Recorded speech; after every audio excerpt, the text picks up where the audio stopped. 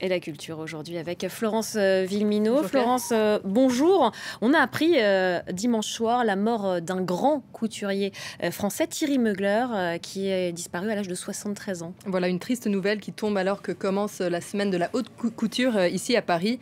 Le créateur français avait régné sur la mode dans les années 80. Aujourd'hui, c'était le styliste adoré de stars comme Beyoncé, Cardi B, Kim Kardashian. Il avait fait de l'hyperféminité et du futurisme sa marque de fabrique, et sa mort est survenue vraiment de façon inattendue. Le grand couturier avait encore des projets, il devait annoncer d'autres collaborations en début de semaine. Donc le monde de la mode pleure cette disparition inattendue. Regardez. Thierry Mugler n'aimait pas le mot défilé, préférant parler de show. Dans les années 80, cet ancien danseur strasbourgeois a ébloui la planète mode avec des tenues flamboyantes. Taille étranglée, décolleté abyssal, la femme Mugler est magnétique, puissante. J'estime que la mode est un peu un spectacle, c'est une mise en scène quotidienne, donc de là à pousser la chose jusqu'à une vraie mise en scène, c'est logique pour moi. Il devient le couturier des stars. Grace Jones, Andy Warhol, Carla Bruni, David Bowie et sa femme le mannequin Iman. Plus récemment, il avait créé pour Kim Kardashian cette robe ultra moulante et fait Je sors de l'eau pour le gala du Met à New York. Beyoncé a publié ce cliché sur son site internet avec ces mots « Repose en paix ». Diana Ross, qui a défilé pour lui, a également partagé une photo sur Twitter avec cet hommage. Tu vas me manquer, Thierry Mugler. C'était un moment merveilleux de nos vies. Même s'il s'était retiré des podiums, le grand public ne l'a pas oublié. Il était très audacieux. Il a montré avec sa mode que les femmes pouvaient être elles-mêmes, être très sexy, être très fortes. Les créations, c'est surtout, disons, ces épaules très géométriques, je dirais. Et puis ce parfum aussi, qui a quand même été assez célèbre. Sorti en 1992, Angel reste en effet l'un des parfums les plus portés en France. Il s'en vendait un flacon toutes les 10 secondes en 2017. En 1985, Jack Lang, ministre de la Culture, avait été hué à l'Assemblée parce qu'il portait sans cravate un col Mao signé Mugler. Métal, cristal, latex, pneus, le créateur n'a jamais cessé d'innover dans les matières comme dans les formes. Il avait quitté le monde de la mode pour mettre en scène des spectacles. Voilà, un créateur visionnaire, le monde de la culture rend hommage aujourd'hui. Et pour en parler un peu plus, on peut rejoindre Stéphane Vargnier.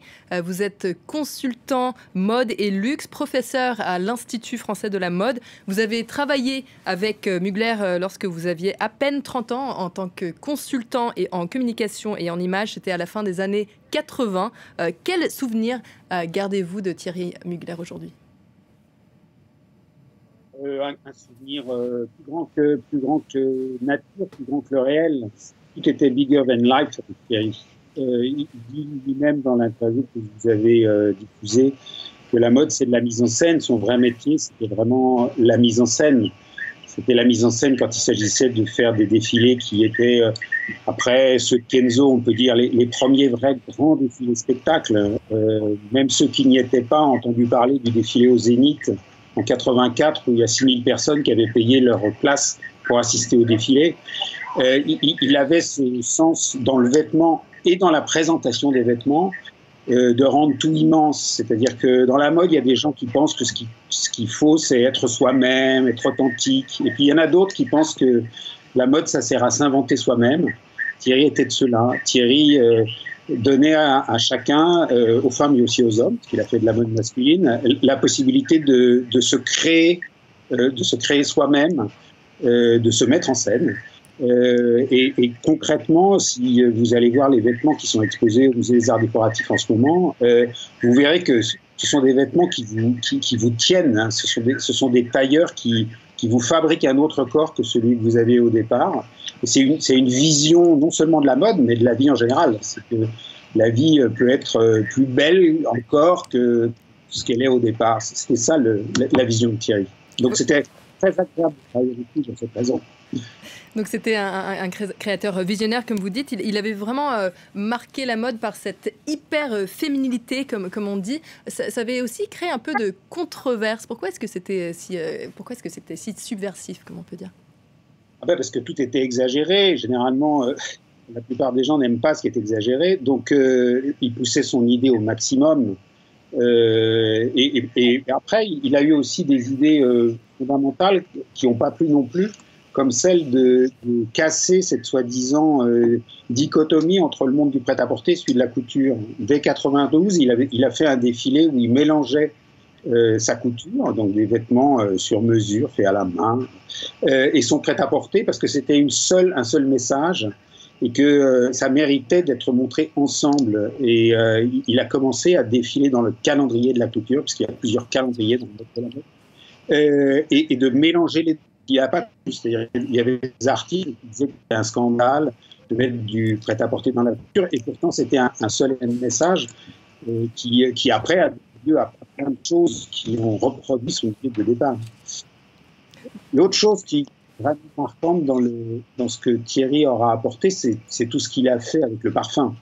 C'est-à-dire que Thierry n'était pas seul, il était associé à un monsieur qui s'appelle Didier Grimbach, qui après a été président de la Fédération de la Couture, qui a toujours eu cette idée qu'une marque dans la mode ne survivait pas à celui qui l'a créé, parce que les modes passent, mais qu'en revanche, si la marque s'institutionnalise en créant en particulier des parfums, elle peut survivre à celui qui l'a initié au départ, ce qui a été prouvé par Chanel, puisque c'est grâce au parfum Chanel que Karl Lagerfeld a pu recommencer Chanel dans les années 80. La même chose avec la marque Thierry Mugler. C'est parce que Clarins et Thierry Mugler, les deux marques, les deux entreprises, se sont associées au début des années 90, qu'aujourd'hui la marque Mugler existe toujours, soutenue par le parfum, et qu'elle a pu comme ça perdurer, alors que d'autres marques qui ont été aussi célèbres que Thierry Mugler dans les années 80-90 ont aujourd'hui disparu. Donc il a marqué donc le monde du parfum, le monde de la mode. On se souviendra. Merci beaucoup d'avoir été avec nous, Stéphane Vergnier, pour nous parler de vos souvenirs de Thierry Mugler.